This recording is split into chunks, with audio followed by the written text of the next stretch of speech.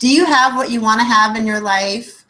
Are you doing what you want to do? Are you being who you want to be? If you're like most people, we have room to grow in each of these areas and in any area of our life, really, when it comes to our body, when it comes to our relationships, when it comes to our money and our work, the work that we do in this world. And that's why we're here today. My name is Angela Powers, and I'm here with David Essel, coach, author, and we are going to be talking about some topics in his book, that positive thinking will never change your life, but this book will. And this is about the myths of positive thinking and the reality of success. And we've done this a few times. We've talked about, why doesn't positive thinking alone work, and what, is positive thinking, what are the benefits, what are the limitations. And today we're going to be talking about beliefs. This comes out of the topic in chapter 3 of the book. And we might also touch on a little bit the path to enlightenment. So thanks for being here today, David. Angela, oh my gosh, this series is so wonderful. I appreciate you hosting it. It's giving us an opportunity to get really valid information out there. And something you said a minute ago about belief systems, this is very tricky. The book is controversial for many people. The book is really controversial, and we didn't set out to write a book to be controversial. We didn't say we're going to write this book just to piss people off, but it's doing that, And one of the reasons why is that people have bought into, for a very long time, beliefs about the power of thought that are not valid. And that's probably as beautifully I can put it. They're just not valid 100%. We look at the law of attraction and positive thinking and affirmations and visualization and vision boards as being absolute, and they're not. There's nothing absolute about them. When society has a belief, and an example would be when Columbus was going to go from Europe to America, and he said that the world was round. The belief back then was the world was flat. So he didn't have a lot of supporters. Right. And as he went on his journey, he was able to prove himself right, and he shocked the world. I am going to tell you, this book is the same power.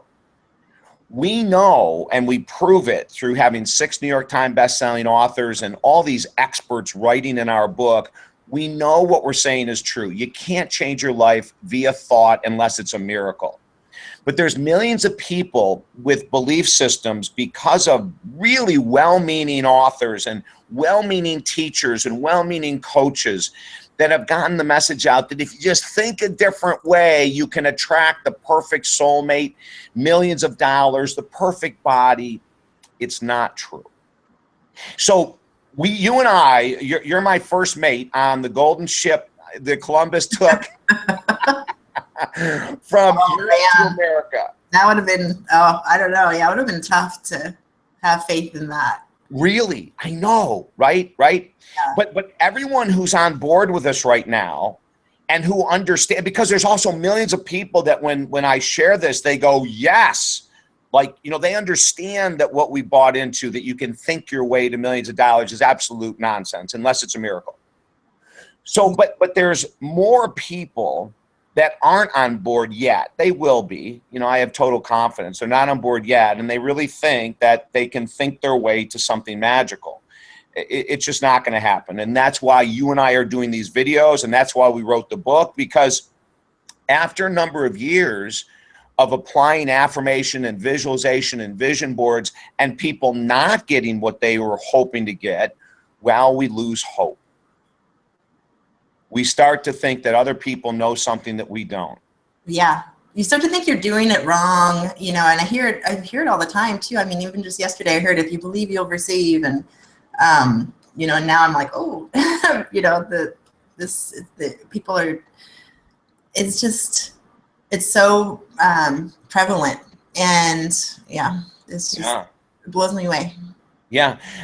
Last week I spoke at, now, I mean, the speaking appearances are nonstop. We're on millions of summits on the internet. We're speaking all over the country. And there was a very well-known doctor in the world of personal growth in my seminar last week that I gave. And you could tell by the look on his face for, gosh, probably of the hour I spoke, probably 50 minutes, he was not happy. Yeah. He wasn't happy at all. He wasn't. You could see with his scowl in his eyes, he was challenging me constantly. He never raised his hand, never asked a question, never gave any feedback, But at the very end, and let's talk about enlightenment. At the very end, I gave a story, an example about how you can't think your way to enlightenment. And when I said that, you could see he got even more offended. Like, who the hell does this David Essel guy think he is, Because what about Buddha? And what about Mother Teresa? And what about the Dalai Lama? And what about Nelson? I could just see in his brain all these people that have reached really high states of awakening and enlightenment, we're told that they meditated their way there. Right.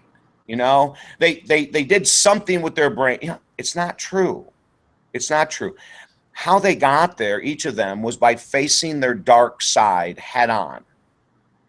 They got out of denial. They saw their belief systems that were inaccurate. One of the most beautiful examples, and I really do believe he was an enlightened soul, was Nelson Mandela. Nelson Mandela was a rioter with the African National Congress. I mean, he was bombing buildings, for God's sake. He started out as this peace activist.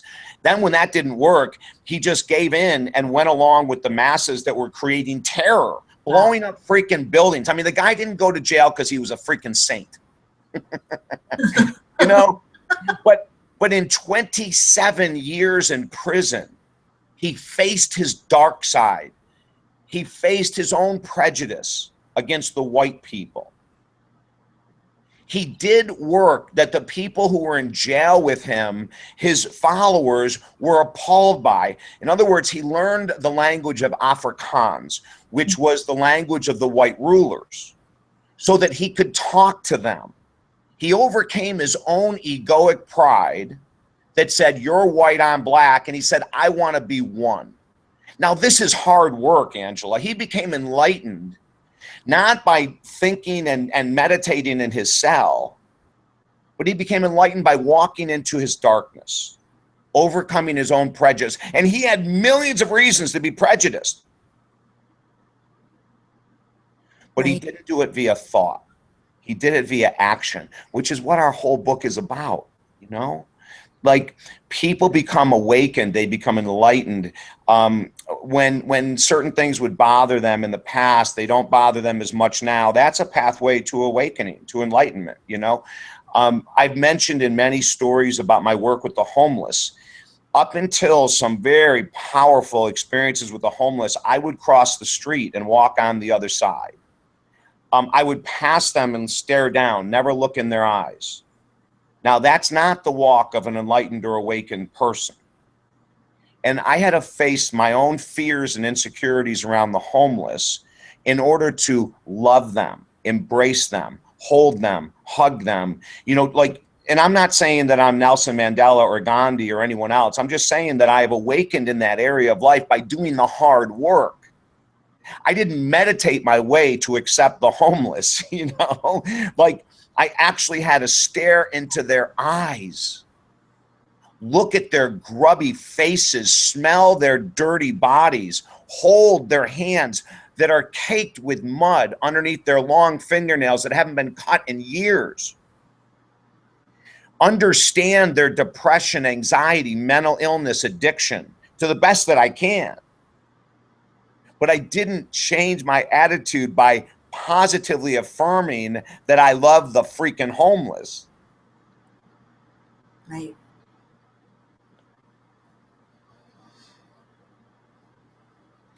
All stages of awakening take us to look at our darkness. Who are we prejudiced against? Well, you can awaken by moving into your prejudice, releasing it by being actively involved with those you do not like. That's awakening. That's not positive thinking. We awaken when we let go of alcohol, nicotine, spending addictions, food addictions, drug, street, prescription. We awaken when we walk into our addiction to television.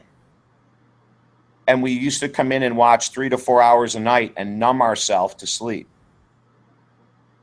And we take that addiction away and we face ourselves, because, you know, television is just like sugar and alcohol and everything else. You know, it numbs our emotion. We don't want to sit and face ourselves. And it's a bear to walk the path of awakening as a bear, you know. And let's even say meditation. Meditation, you can't become a meditator by thinking I'm a good meditator. And meditation is a passageway to awakening. And it's very hard to meditate, to sit, to be with your own thoughts. I mean, most of my clients, when I teach them meditation, if they make 60 seconds in the first several weeks or even a month, that's a freaking miracle. That, you know, their skin starts crawling. They need to get up and do something. Laundry. Right. Get a snack. You know?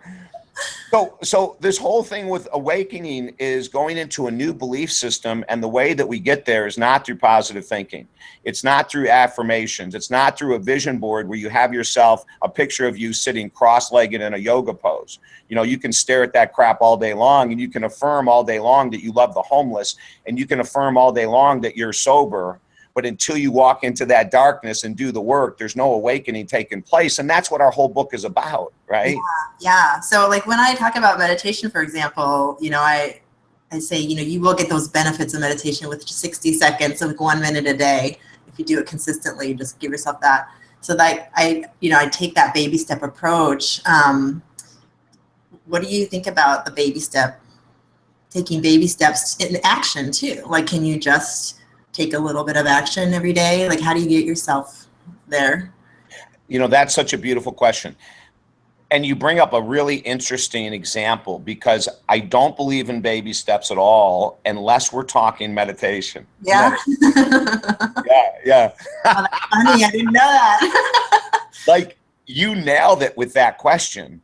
Because if someone says to me, I want to walk for 5 minutes a day, I'll say, you know what? Sit back, relax on the couch, and have a freaking donut, for God's sake. Don't waste your time. Because see, if you were to walk now, a lot of people won't like me saying this, and that's okay. If you walk for 5 minutes a day for 365 days, you will not lose weight. If your goal is to exercise to lose weight, you will not lose weight. So if you think that doing baby steps with exercise is going to help you lose weight, it won't. And that's just the reality. It's not like I'm being a pain in the butt here. It's just the reality. Now, if someone says, I'm going to start now, unless we're talking about someone who's physically compromised, you know, they've had surgery, they have outrageous back pain or something, well, then they shouldn't be walking anywhere. They should probably be in a pool doing water exercises or something that is, but for the average person that doesn't have an ailment or a dis-ease, then 5 minutes a day is a waste of time. Baby steps won't do it. So if you're ambulatory and you can move, you should be walking 30 minutes a day. Everyone, unless they have a physical ailment, can walk 30 minutes a day. God, you get out of your car and you walk into the office, you sit for freaking 12 hours or 10 hours, you know, whatever. Get your butt up at lunchtime, walk 15 minutes away from your desk, 15 minutes back. There's your 30 minutes a day, right? Yeah. Okay, now, 7 days a week, 30 minutes a day, you're going to start seeing something. What would even be better if you're ambulatory would be to walk an hour a day. You know, do 30 minutes at lunch and 30 minutes before or after dinner. Quit making excuses. But when it comes to belief systems about time and baby steps and meditation, it's a totally different ballgame. Mm-hmm. What you said is probably the only area of life I really believe in baby steps, because 60 seconds of meditation in our culture, sitting and doing nothing, is going against every ingrained belief that we can have. It's hard work. So that's the only area I'd say, no, 60 seconds of deep breathing is awesome. Start there. Awesome. Yeah. Did you want to talk about conscious versus subconscious alignment? Like, how do you know that because we're so used to giving ourselves these affirmations, we believe these things. Like, how do we know that our beliefs are really not our beliefs? You know what I mean? This is so freaking awesome. Okay. So let's just start with that question you asked. How do you know that your beliefs are really true? Yeah. Or are they just something, an illusion that you're buying into because you want it to be true? Yeah. Because, if you ask somebody what their beliefs are, they might say one thing, like, and they really believe that. They believe that. So let's talk about money. Yeah. We'll talk about money because we haven't brought up that topic today. That's a good one, because like I know I can relate to that one, because I'm like, yeah, I'm worth this much, or I should be making this much, or this is how much this is my big new goal around my business or money or anything like that. So I like that one. Yeah. So the law of attraction, and the people that teach the law of attraction would say that you attract into your life what your thoughts are. So if you say, I am earning $100,000 a year, then that is going to attract a salary and income of $100,000 a year. And it's probably the biggest lie that we've been fed, one of the biggest lies ever. The law of attraction is extremely limited in its ability to create anything, Angela. And the proof is this. If the law of attraction and affirmations were so powerful, any person that read a book on the law of attraction or The Secret, or and these are all great fun books. I'm not putting the books down. The books are fun to read. They're absolutely a blast. But if they were valid and if they were true, then every person that ever said the affirmation, I am earning, or I am worthy of 100,000 or a million or whatever we ridiculously say, you would have it. And if you didn't have it, you'd be seeing every year an incredible increase towards that amount. Okay. So that's how you find out if your belief is true or not, is what's going on in my physical world. Okay. So if you are truly worthy of making $100,000 a year, and you started thinking in that direction 3 years ago, and you were at 20,000, then you should be moving up to 30, 40, 50,000 a year every year. If you've been thinking these really pretty puppy dog tail daffodil thoughts about how you're worthy of $1 million or 100,000, and your income is not increasing incrementally on an annual basis, then that is not a true belief, because a true belief will be followed by your actions in the direction of your dream. Okay. Otherwise, it's a wish. There, Renee Bledsoe, who's the editor of my book, put this beautiful line on the back of the cover of the book. As a matter of fact, for people that aren't familiar with the book, it's available at Amazon.com. Positive thinking will never change your life, but this book will. The Myth of Positive Thinking, the Reality of Success, endorsed by 6 New York Times bestselling authors, 11 stories of amazing success by people who are experts in this field, right? But she wrote on the back, there is a place beyond wishful thinking and fantastical affirmations. Let David take you there. Because a lot of times I think our solution is we're just going to try harder. We're going to wish harder. We're going to do it right this time. We're going to build that affirmation board that really works. I'm doing it right this time. Yeah. Yeah. By wishing harder. I know. And feel it.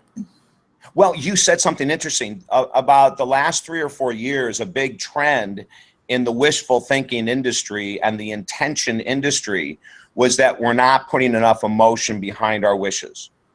Right. You just said it. Yeah.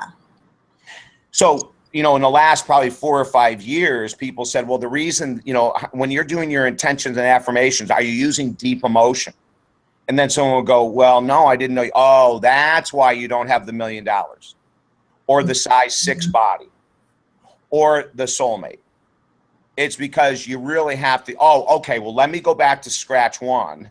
Let me start all over, because I need to add, and what about my affirmations? Oh, yes, you need to be writing with emotion, and you need to be speaking them with emotion. Listen, all of those things are great. They're not going to get you what you want. And if they already worked, everyone would have what they want. You and I are going to say this every time we do these sessions. If The Secret and the Law of Attraction was so absolute, anyone who ever read any of those books would have the money they want, the body they want, the relationship they want, the path to God they want. That everyone would be awakened and living on Fiji. I love that statement. It would be crowded. It would be so crowded, right? Yeah, I mean, and like if when someone says, how do you know what you're saying is true? It's the very statement I just gave. If it was that simple, everyone would have everything they want. And the other statement I'm going to repeat every week is that for 24 years I've been so blessed to interview the Deepoks of the world and the Susie Ormans and the Kenny Loggins and the Meatloafs and the JJ Virgins, Eldon Taylor, Diane Collins, Scarlett Lewis. I mean, all these people that are in my book. Mm-hmm. There would have been one of them in 24 years that has said, David, sit back, relax, and attract what you want via your thoughts. No one has ever said that, Angela. No one has ever said that they created 50 New York Times best-selling books, as in the case of Deepak, by thinking about them. He didn't attract the freaking books. He wrote his butt off, my final story is about the law of attraction. And, when you think about people that teach the law of attraction, they become successful by traveling the world every weekend. They're out there, traveling, working hard, They're making millions of dollars by working their butts off. These people aren't sitting back and writing books by visualizing a book and staying in their home. They're out there working their tail off to become multimillionaires with the world of the law of attraction. They've attracted millions of dollars by doing what everyone else doesn't want to do. And you and I have so much more to share every morning, 11 a.m. Eastern, 8 a.m. Pacific. You and I have got so much more to share. Yeah. Yeah. Thank you. This is really great. Yes. Yeah. And we're going to carry on next week. And for everyone watching us right now, write it down.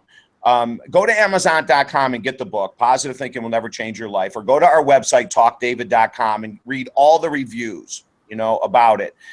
Don't just take my word for it and Angela's word for it. Go and read about the people that are blown away with the book. Get the book, practice the book. We give the formula for success, and then come back here every Monday and join us. Awesome. Thank you so much, David. Have a great week. We'll see you next Monday. Sounds great, Angela. Bye, honey. Bye.